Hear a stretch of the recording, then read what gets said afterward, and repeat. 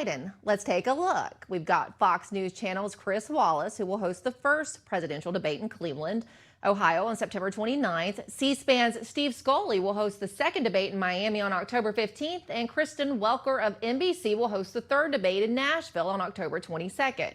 None of these people were on the long list of suggestions that the Trump campaign has sent out. So let's discuss it. Bringing our company today, Democratic strategist and political advisor Jessica DeLoach and conservative commentator Elisha Krauss. Nice to see you, ladies. Thank you. Now, all right, so I want to have you guys rate them real quick. Tell me what you think of this group. Jessica, let me kick it off with you.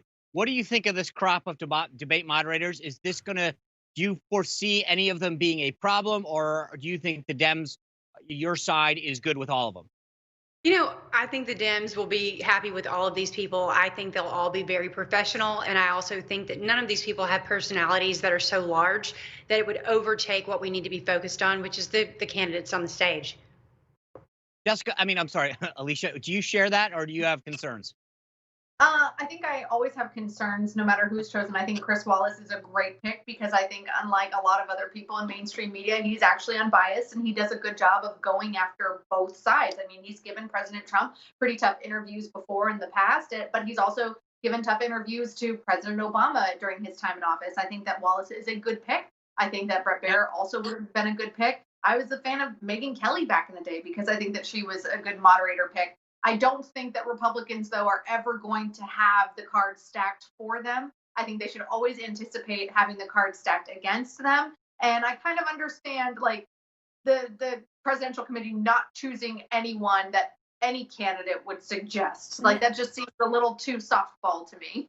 Now, Emerald, what do you think? Elisha. Are you good with you deal with all these guys? I mean, what do you think? Do you think all three are going to do okay, or are we going to be reading about a moderator's biased after one of these debates? Here's my thing, and I have to respectfully disagree with Elisha in saying that Chris Wallace might be the good, because clearly what they did, right? They got someone from MSNBC, they got someone from Fox, so you had the liberal side, you had the conservative side, and then Steve Scully of C-SPAN is seen as the middle, right? But Chris Wallace, come on now, Elisha, can you really say it's fair to call him the conservative side? Because most people on, most of the Republicans who watch him suggest that he's the card-carrying Democrat at Fox News, and he gives the president a much harder time than he probably will give Joe Biden. You think he'll really give it even-handed, Elisha? Oh, yeah. I think he's been anticipating, and he's probably a little bitter that Biden hasn't agreed to an interview with him. And sorry if I misspoke, because I would never consider Chris Wallace a conservative. I think it just goes to show how many in the mainstream media assume that if you work for Fox News, therefore you must be a Trump supporter, which we know is not the case, because there are some fair and balanced anchors and interviewers over there, much to their credit.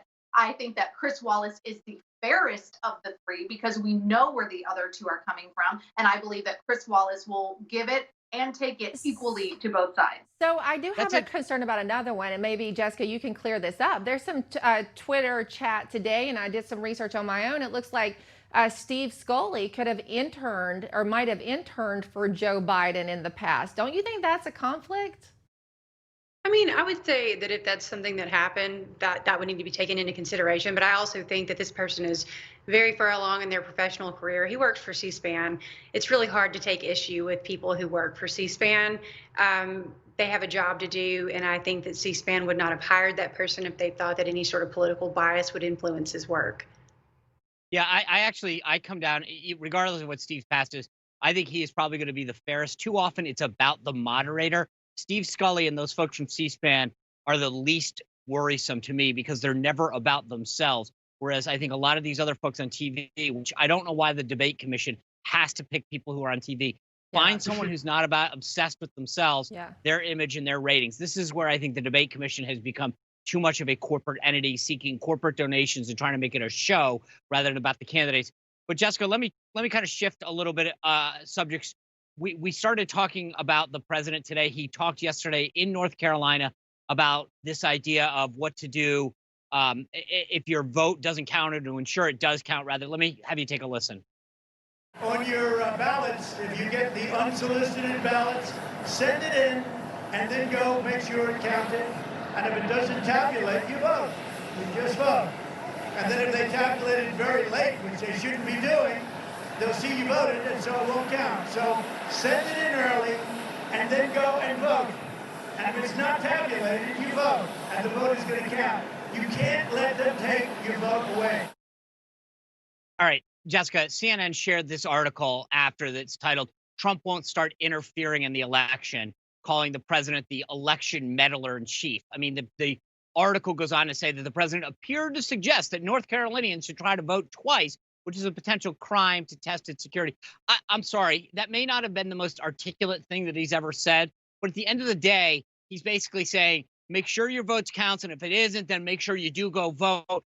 I hardly think that was advocating that you go vote twice. Do you disagree with that? I would say that on face value, it sounds like he is telling you if you're worried about your vote not counting, then go to a polling location and go vote. Therefore, it is telling you to vote twice.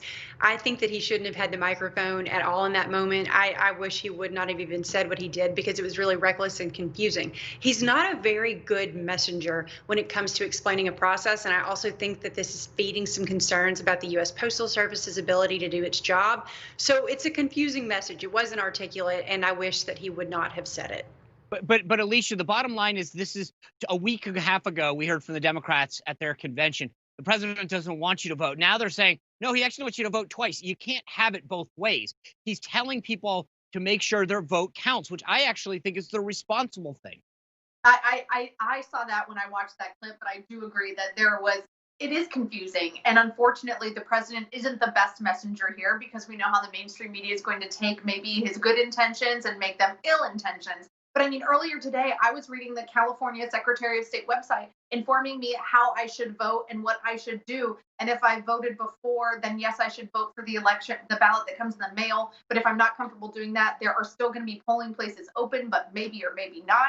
And that some of the ballots are going to be casted after Election Day. It is a very confusing, very combobulated issue that I think average Americans really are susceptible to confusion here. And I think both sides of the aisle, especially the get out and vote, liberals that love I would definitely agree with that, Elisha. And I think that's something that all four of us can probably agree on, right, Jessica? Is that there's some confusing messaging out there about mail-in voting.